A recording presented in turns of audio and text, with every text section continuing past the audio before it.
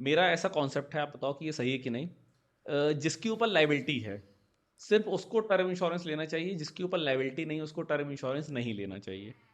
नहीं, I think सबको लेना चाहिए। नहीं, लाइबिलिटी इन द सेंस कि अगर सपोज करिए someone is who is not working, जो वर्किंग नहीं है, उसके ऊपर कोई लाइबिलिटी नहीं है, तो वो टर्म इंश्योरेंस लेके क्या करेगा? उसका पैसा तो वो वेस्ट हो रहा है ना।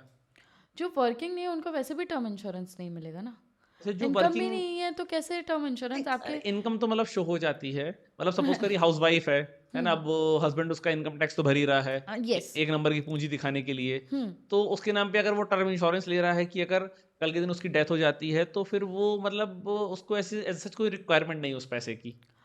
लाइबिलिटी सिर्फ फाइनेंशियल नहीं होती ना, आपके पेरेंट्स हो गए, हाँ, आपके बच्चे हो गए, एजुकेशन हो गया उनका। तो वो राइट। भी एक लाइबिलिटी है ना, मतलब आपको वो हम्म। फुलफिल करने, it is not exactly the word liability, okay. But वो आपको फुलफिल करना है, फुलफिल वो करना आपका है। रिस्पॉन्सिबिलिटी है। राइट। ओके। सो लाइबिलिटी भले ना हो, होम लोन ना हम्म। हो, कार लोन ना हो, कुछ ना हम्म। हो, बट आपकी एक रिस्पॉन्सिबिलिटी है ना, उसको कैसे मीट करोगे। Okay. So for that reason आपको टेक केयर करना है कि आपके सारे जो आसपास लोग हैं, हाँ। फैमिली हाँ। मेम्बर्स, आपके पेरेंट्स हो गए, बच्चे हो गए, आपके स्पाउस हो गए, हम्म। वो सारे को आप कवर कर रहे हो ओके। चीज़ों को।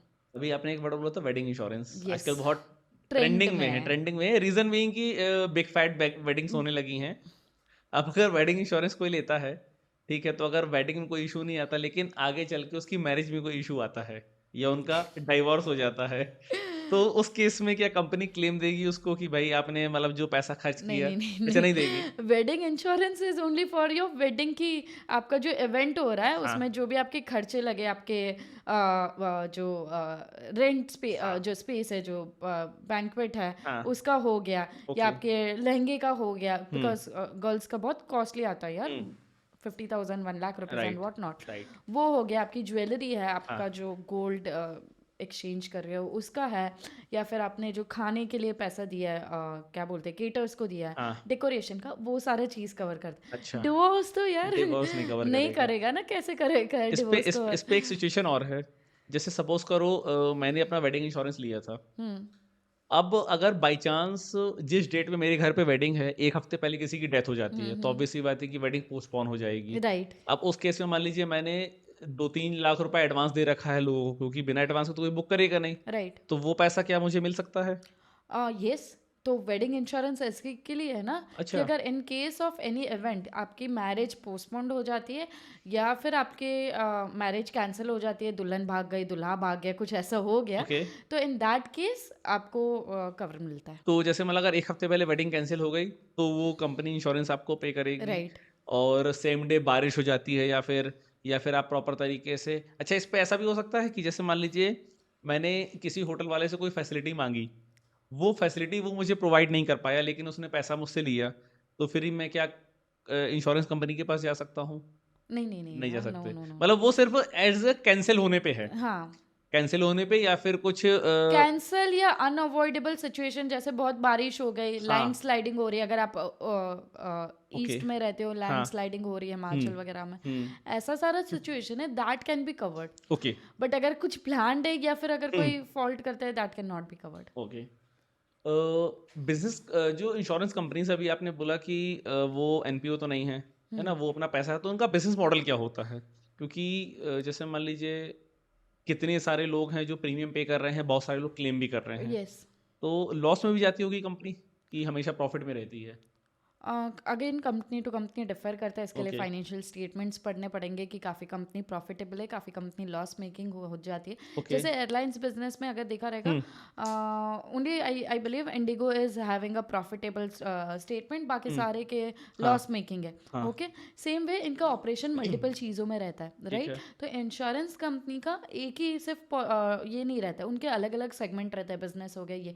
तो अगर एक में लॉस करे तो बाकी सारे में सेट ऑफ कर सकते हैं। Okay. Okay. Hmm. So I believe कि most of the insurance company right now are profitable, because firstly जैसे आपने बोला टर्म इंश्योरेंस, हाँ। ओके, इसमें मोस्ट ऑफ द टाइम लोगों को पता नहीं रहता, अपने फैमिली मेम्बर्स को, कि भाई उनके पास टर्म है। राइट। ओके, सो उनके पास वहाँ से कोई क्लेम नहीं आते हैं। तो see again, insurance company is not at fault here because okay, आपने नहीं बताया। राइट। इंश्योरेंस कंपनी तो पैसे देने रेडी है, बट हाँ, आपके यहाँ से कोई क्लेम करने नहीं आया। तो वो इंश्योरेंस कंपनी का फ़ायदा यस, हो गया उसमें? वहाँ पे फ़ायदा हो गया। तो हुँ, वैसे करके सेट ऑफ हो जाता है। वैसे करके सेट हेल्थ इंश्योरेंस में मोस्ट ऑफ द टाइम हो सकता है एनपीएनएल, नो प्रॉफिट नो लॉस, या loss, because health insurance is something recurring. Right, तो यहाँ पे आपके हेल्थ आज नहीं तो कल किसी ना किसी की बिगड़ती है, बिल्कुल। राइट?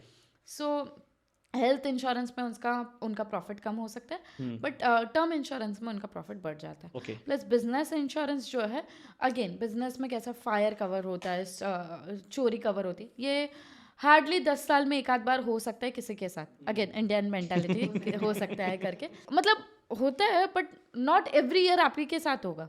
तो बट आप प्रीमियम तो हर साल भर रहे हो, तो वो चीज़ है।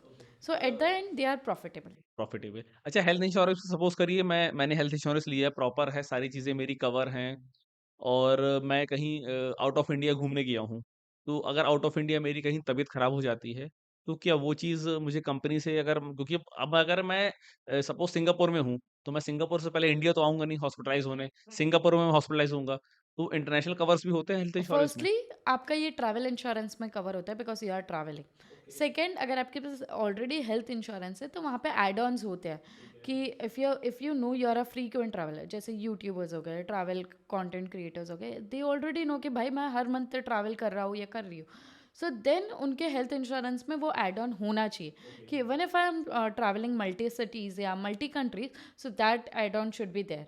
अगर आपने बेसिक कवरेज लेके रखा है तो वो तो आपके एक लिमिट तक सीमित है, आपके जियोग्राफिकल एरिया तक, वो आपके इंटरनेशनल में काम नहीं आएगी। बट अगर आपने ऑलरेडी एड ऑन ले रखा और ट्रैवल इंश्योरेंस ले रखा है तो आप उसका बेनिफिट ले सकते हो। And here is my last question कि जैसे इंडिया में 85% से ज़्यादा लोग मिडिल क्लास हैं। मतलब 30,000 40,000 रुपए महीने की उनकी इनकम है। अब उनके पास इतना भी पैसा नहीं होता है कि वो अपने डेली खर्चे चला पाएँ या प्रॉपर तरीके से लाइफ एन्जॉय कर पाएँ। तो ऐसे लोगों को किस हिसाब से अपना इंश्योरेंस प्लान करना चाहिए? अगर मतलब देखो अगर 25,000 30,000 आप कमा रहे हो तो आप मतलब ऐसी पोज़ीशन पे हो कि आप महीने का ₹500 भी नहीं बचा सकते हो।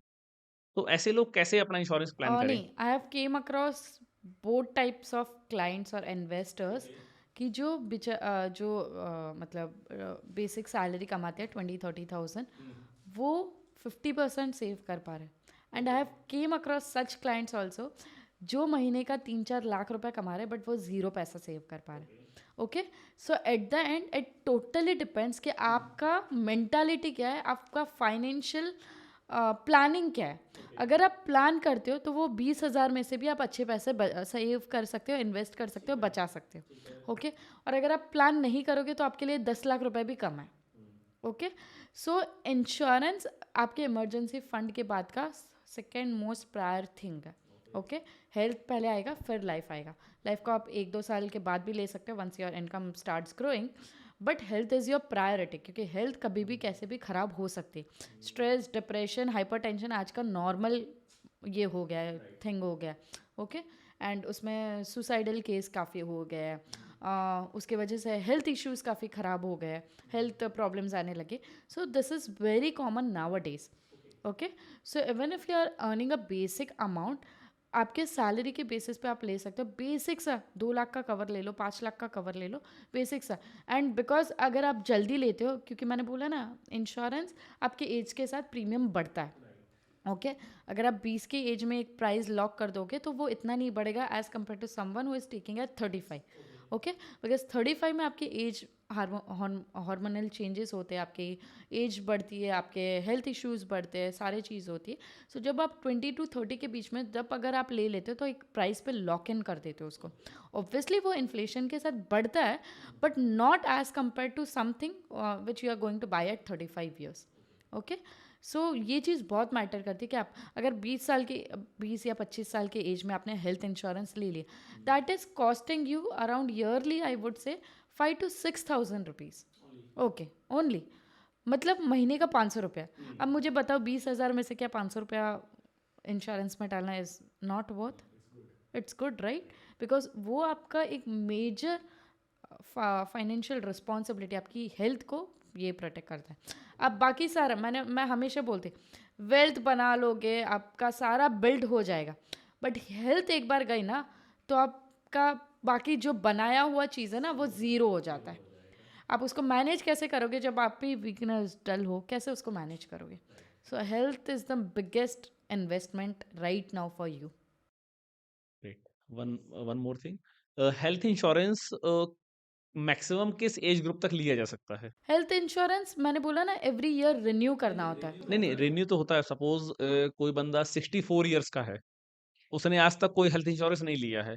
अब वो चाहता है कि मैं अपना हेल्थ इंश्योरेंस करवाऊँ। ओके, यहाँ पे दो सिनेरियो है। फर्स्ट, अगर आपको बहुत सारी प्री एग्जिस्टिंग डिजीज़ है तो मे बी आपको हेल्थ इंश्योरेंस नहीं मिल सकता है।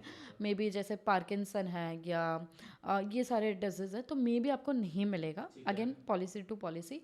सेकेंड है, एक एज लिमिट इंडिया में इज रिटायरमेंट एज 60 या 65 ईयर्स। ओके, इसके बाद आप हेल्थ इंश्योरेंस नहीं ले सकते हो। Most of the case 60 years, 60 years के बाद आप नहीं ले सकते। कुछ कंपनीज प्रोवाइड करती है इन केस आपकी हेल्थ अच्छी है तो, बट 60 प्लस में most of the time health issues होते हैं तो वो कंपनीज पहले ही ना बोल देती है कि we can not provide you. So 60 years, या अगर आपके बहुत सारे हेल्थ इश्यूज है तो आपके हेल्थ इंश्योरेंस मिलना बहुत कम चांस है। ओके, वन मोर थिंग, जैसे आजकल ना बहुत सारी कॉर्पोरेट कंपनीज़ हैं, वो अपने एम्प्लॉइज़ को कवर दे रही हैं कि मतलब एक ग्रुप इंश्योरेंस हो जाता है, मैंने भी अपने एम्प्लॉइज़ का लिया हुआ है। तो एज़ एन इंडिविजुअल ये सफिशिएंट होता है या आपको इसमें कुछ और ऐड ऑन कराना चाहिए? एज एन इंडिविजुअल ये सफिशिएंट नहीं होता है। Okay, Y? बिकॉज फर्स्टली आपका जो ग्रुप पॉलिसी है या कॉर्पोरेट का जो हेल्थ इंश्योरेंस है वो बेसिक लिमिट रहता है usually between 2 to 5 lakhs। Okay, second, इसमें most of the time again corporate to corporate depend करता है, बड़ी कंपनीज कवर करती है, छोटी कंपनीज या स्टार्टअप्स नहीं कवर कर पाते। मोस्ट ऑफ द टाइम आपके फैमिली मेम्बर्स कवर्ड नहीं होते। Okay, third most important is कि यहाँ पे आपको नो क्लेम बोनस नहीं मिलता है। मतलब आपका फर्स्ट ईयर में अगर 2 लाख या 3 लाख का पॉलिसी है, वही 3 लाख 3 लाख 3 लाख हर साल होगा। And I have came across such cases from my investors. I know कि एक जन को तो पता ही नहीं था कौन सा पॉलिसी है। मतलब उसको पता है कि हाँ 5 लाख का क्लेम इंश्योरेंस है। See this happens most of the time with young people जो न्यू न्यू कॉर्पोरेट में जाते, हाँ 5 लाख का इंश्योरेंस दिया है, क्या ही करेक्ट ना, मेरी तबीयत तो ठीक है, कुछ होता नहीं। बट पॉलिसी आपको पता ही नहीं है, आपको किसको कांटेक्ट करना है, एडमिन को करना है, एचआर को करना है, किसको करना है, आपको पता ही नहीं है। हर जगह पे आपको जब पॉलिसी दी जाती कॉर्पोरेट से, तब वहाँ पे एक नंबर दिया रहता है जहाँ पे आप कांटेक्ट कर सकते हैं, टोल फ्री नंबर या जो भी कस्टमर केयर, जिससे आपको बहुत सारी डिटेल्स मिलती। तो मोस्ट ऑफ द टाइम आपके पेरेंट्स, आपके स्पाउस, बच्चे कवर्ड नहीं रहते हैं। आपका जो लिमिट है वो सेम रहता है थ्रू आउट योर टेन्योर।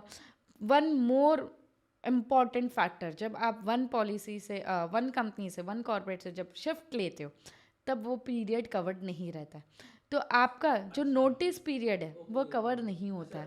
अच्छा, अगर सपोज़ करिए मतलब अगर मैं नो कंपनी ने मुझे नो मतलब कंपनी को मैंने नोटिस दे दिया कि मैं 2 महीने बाद छोड़ रहा हूँ, तो वो 2 महीने कवर कवर नहीं नहीं होंगे। होंगे। प्लस अगर 2 महीने के बाद आपको स्टिल जॉब नहीं मिली है कॉर्पोरेट या जो भी है, अगर आप 3-4 महीने का गैप हो जाता है, अगर वो पीरियड में कुछ हो जाता है तो कवर नहीं है।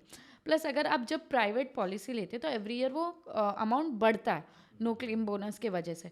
बट आप जब one company to another company shift होते हैं तो आपके बेनिफिट शिफ्ट नहीं होते। यहाँ पे आपका पॉलिसी टोटली लैप्स हो जाता है, तो आपको एक नई कंपनी के साथ उनका जो टाई अप रहेगा उनके साथ काम करना पड़ेगा। Okay, so you might not be aware of may be कि ये कौन सी कंपनी है, क्या ऑफर दे रही है, कुछ नहीं पता रहेगा। तो आपके बेसिक पॉलिसी मिलती है जहाँ पे एड ऑन्स नहीं होते। प्लस आपका जो नोटिस पीरियड है वो कवर्ड नहीं होता है, गैप जो होता है वो कवर्ड नहीं होता है। So I would always suggest go with private, आपका प्राइवेट इंश्योरेंस, ताकि एटलीस्ट बेसिक चीज़ें कवर्ड हो, आपकी फैमिली कवर्ड हो, सारा चीज़ कवर्ड हो।